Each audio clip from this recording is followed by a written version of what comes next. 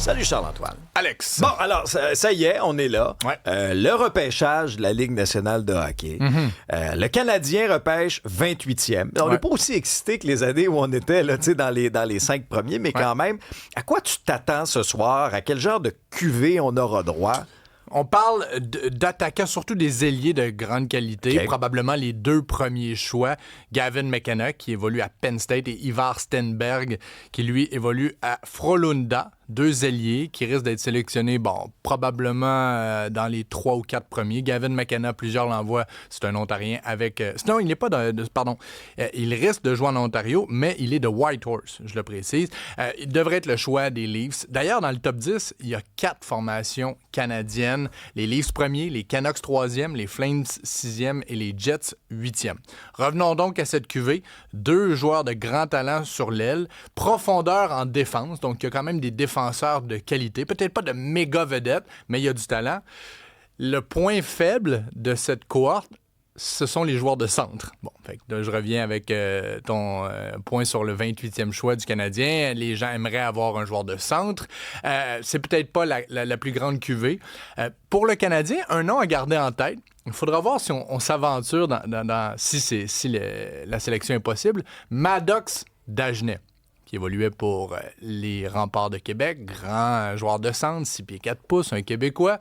Et si le nom vous dit quelque chose... C'est le fils de l'autre? C'est le fils de Pierre Dagenet, qui a eu des années un peu rocambolesques avec le Canadien, mais quand même. Non, mais moi, ça remonte à plus loin que ça. Moi, Pierre Dagenet, là, moi, je l'ai vu jouer avec les Huskies de Rouyn-Noranda, avec Mike Ribeiro. Le duo, là, c'était... Il y a une genèse à ça, là. Ça s'est pas produit juste avec le Canadien, là. Même moi, si ça a été un peu controversé, ça a été les années où est-ce que, on posait des questions sur les habitudes hors glace de certains des Québécois. Les 3 amigos. Voilà, avec José Théodore.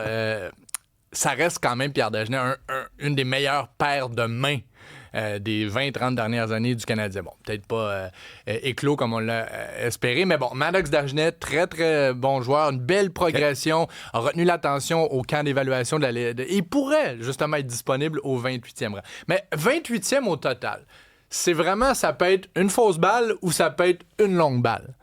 Dans l'histoire de la Ligue, Corey Perry, les Ducks d'Anaheim, on s'entend que c'est... D'ailleurs, notre collègue Alain Chéné faisait partie du groupe de recruteurs des Ducks d'Anaheim. Ça avait été un de ses bons coups. Il joue-tu encore, Corey Perry? Corey Perry? Il va toujours jouer? Ben non, je pense... Parce que là, on le sait jamais. On le sait jamais. Il arrête pas de perdre. Il arrête pas de revenir. Anthony Beauvillier, le Québécois qui avait été repêché par les Highlanders, qui a une carrière quand même adéquate. Mike Richter, tu te souviens peut-être du gardien des Rangers? Ouais, un des bons gardiens de sa génération. Ça, c'est des 28e au total. Le Canadien a repêché une seule fois 28e. On a poigné qui? Jim Campbell, 1991, ça me dit pas grand-chose. Non, je m'en souviens pas. Mais entre 20 et 30, parce que le chiffre en soi, en absolu, peu importe. Mais entre 20 et 30, c'est là que ça peut être vraiment une réussite ou un projet. Okay. Saku Koivu, 21e. Bon, oui, quand même. Max Pacioretty, 22e. Benoît Brunet, 27e. On s'entend, c'est quand même des sélections qui ont eu des belles carrières avec le Canadien. 25e, Noah Juulsen, Ryan Poehling, Michael McCarron et Perez-Ogin. Tu te souviens-tu de Perez-Ogin? Un nom d'une maladie vénérienne, mais bon. 26e, Nikita Sherbak. Tu comprends? Ouais, on peut repêcher des joueurs avec un grand potentiel, un plafond très élevé, mais on ne sait jamais comment ça va aboutir. Mais ça, c'est si on garde notre 28e choix. Ouais. Ça veut pas dire qu'on va le garder. Peut-être que Kent Hughes va dire, regarde, c'est une monnaie d'échange. Supposons que je mixe ça avec un autre choix ou un jeune de l'organisation. Puis là, je peux aller chercher un deuxième centre. Puis là, je peux peut-être aller chercher les éléments qui me manquent. Là. C'est possible. Mais ce que je viens de vous démontrer, c'est que ça vaut pas si cher que ça. Un 28e. Tu sais, l'an passé, pour Noah Dobson, on avait donné les choix 15 et 16, ou 16 et 17 en première ronde, ce qui était très intéressant pour les Highlanders. Donc, il faut juste faire attention, parce que là, on construit plusieurs transactions PlayStation, mais dans la réalité, tu sais... Ça marche tout le temps, à NHL 2026. Là, quand tu mets ça au niveau facile là, pour faire des transactions, là tu t'en fais. Là. Tu te gâtes, tu sais, puis on a tendance à faire ça. Il y a 31 autres directeurs généraux dans la Ligue nationale de hockey. Et mon point est surtout que on a attendu tellement longtemps pour avoir un bassin de jeunes de qualité, et c'est la façon de construire une équipe, on l'a vu avec les Hurricanes, et là, on est prêt à les échanger. Moi, je pense que Jeff Gorton et Kent Hughes, d'ailleurs, hier, Jeff Gorton a mentionné qu'on était vraiment très près de choisir au 28e rang. Baisser les attentes. Mais là, tu sais, c'est qu'on a un noyau, on l'a construit, on a eu des bons choix au repêchage, on les a dans l'organisation et on veut les envoyer ailleurs. Tu sais, Michael Age, bon, là, il a décidé de retourner à Michigan. C'est lui le deuxième joueur de centre du Canadien. Il est sensationnel, ce jeune homme. Là, dans la NCAA, maintenant, là, il y a des gros contrats publicitaires, ce qu'on appelle le NIL, N-I-L, Name, Image, Likeness. Les gars au foot, au basket et maintenant au hockey peuvent gagner des centaines de milliers, même des millions de dollars. Ouais. Donc, c'est clair que c'est intéressant pour lui de retourner, tenter de gagner un championnat national en étant rémunéré. Mais on ne l'a pas vu jouer à Montréal, donc on veut l'échanger déjà pour aller chercher un joueur de centre. Donc là, tu sais, t'as besoin aussi dans une structure salariale d'avoir des joueurs qui vont être dans leur premier, leur deuxième contrat. On a donné 8 millions à peu près à tous les joueurs. Il va falloir qu'on ait des joueurs à bas prix. Michael Age, éventuellement, va faire partie de ça.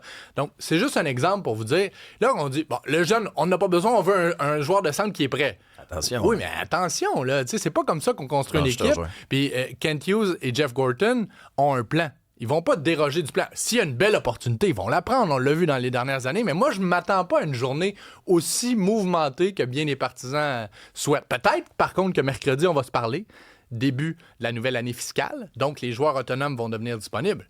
Là, avec la marge sous le cap que le Canadien bénéficie, peut-être qu'on va pouvoir être agressif. Mais en même temps, les contrats qu'on est en train d'octroyer là, dans les derniers jours, c'est un peu fou. Là. Ben oui. Je veux dire, t'as des joueurs qui ont peut-être eu une bonne saison, puis après ça, ils ont des salaires. C'est qui Toronto qui ont signé? Là? Radish. Qui est payé autant que Hudson, pratiquement. Exact. On s'entend que Radish puis Hudson, c'est... Radish, c'est un plomb. Là. C'est un énorme tir. Oui, mais ça, ton point est tellement bon. Hudson avant n'importe quand. C'est exactement. Et quand tu surpayes, quand tu fais des transactions à minuit moyenne, quand tu fais l'acquisition le 1er juillet, tu surpayes parce que tu embauches le meilleur disponible. Donc, lui va demander le meilleur salaire. Ça ne veut pas dire que c'est un joueur d'exception. Ça veut dire qu'il est le meilleur disponible cette journée-là. Donc, souvent, ça déséquilibre complètement ta pyramide fiscale quand tu payes trop cher pour un gars qui ne mérite pas ça, mais parce qu'il est disponible, il va dire je suis le meilleur disponible, c'est moi qui commande le plus cher. Hey, puis tu commences en fin de semaine ta ronde d'animation de Salut Bonjour Week-end. Oui, t'es vraiment gentil de le souligner. C'est tellement un beau projet. J'ai adoré l'expérience l'an passé. Vous êtes une équipe tissée serrée. Je suis content de t'avoir à mes côtés pour ce premier Ton vieux week-end. meuble doit être là. Bon, vieux, mais non, mais beau meuble. Tu sais, de la cajou. De la cajou, là. Ça vieillit bien. Oui. Les petits écharpes. Je te mettrai pas sur Marketplace pour rien au monde, Alex. Parfait. Salut.